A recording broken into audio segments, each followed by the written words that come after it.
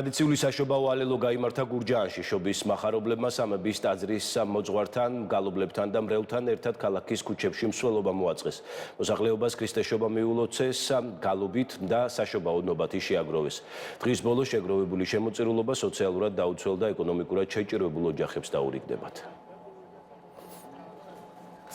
და ყველას მოგილოცოთ გურჯაანზე ველიცხის ეპარქიიდან შობის დიდებული დღესასწაული ქრისტე იშვა და დღეიდან ჩვენ აღარა ვართ მონები, ვართ თავისუფლები და ქრისტე შობის სიხარული მოჰფენილი იყოს სრულიად საქართველოს. მინდა ყველა სრულიად საქართველოს მიულოცოთ დღევანდელი ბრწყინვალე დღესასწაული, უსურო გამთლიანება, ერთ მუშტად შეკვრა.